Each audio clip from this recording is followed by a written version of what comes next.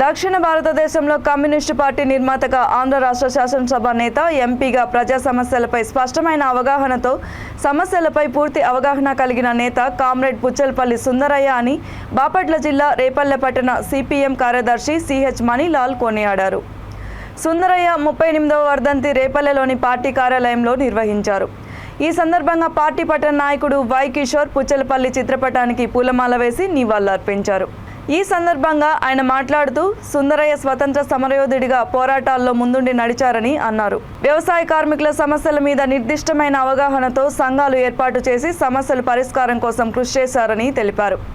ఈ కార్యక్రమంలో సిపిఎం ప్రజా సంఘాల నేతలు Y Kishore, B Nagaraju, Y Naveen, K Ramesh, J Dharmaraju, Augustine తదితరులు పాల్గొన్నారు. దక్షిణ భారతదేశంలో కమ్యూనిస్ట్ పార్టీ సిపిఎం ఉద్యమాన్ని నిర్మాణం చేసినటువంటి ఒక మహోన్నతుని వ్యక్తి పుచ్చలపల్లి సుందరయ్య గారు అనేక మంది కమ్యూనిస్ట్ పార్టీ నాయకులకు, అభ్యుదయవాదులకు, సామాజిక కార్యకర్తలకు ఆదర్శమైనటువంటి వాది. ఈరోజు పుచ్చలపల్లి సుందరయ్య గారిని ఒక మహోన్నతుని వ్యక్తిగా మనం ఆచరించడం కోసం ఆదరిస్తున్నామంటే ఆయన పుచ్చలపల్లి సుందరయ్య రామిరెడ్డి అయినప్పుడు కూడా రెడ్డి అనేటువంటిది కులం అనేటువంటిది నా పేరు చివరి ఉండటం ద్వారా ఇది ఒక సమస్యగా ఉంటుంది ప్రజా జీవితంలో అనే దాంతో పుచ్చలపల్లి సుందరయ్య గానే సుపరిచితుడిగా అందరికీ తెలుసు.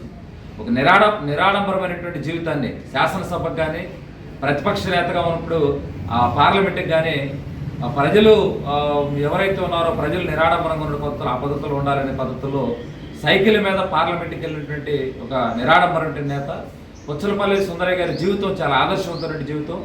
ఆయన ఏదైనా ఒక మాట చెప్పాడంటే దాన్ని ఆచరించడంలో కీలకమైనటువంటి నేతగా ఉండేటువంటి వ్యక్తి. ప్రజా జీవితంలో పనిచేస్తున్నాం, వ్యక్తిగత జీవితం ఆటంకం అయితే, పిల్లలు పుడితే ఈ వ్యక్తిగతమైన జీవితం ప్రజా జీవితానికి ఆటంకం అయితే అని చెప్పేసి ఆయన వివాహానంతరం పిల్లలు కూడా పుట్టకుండా ఆపరేషన్ చేయించుకున్నటువంటి ఒక మహోన్నతుని వ్యక్తి పుచ్చలపల్లి సుందరయ్య గారు. ఆయన స్వతంత్ర ఉద్యమ పోరాటంలో పాల్గొనటము, అనేక మందిని స్ఫూర్తినివ్వటం.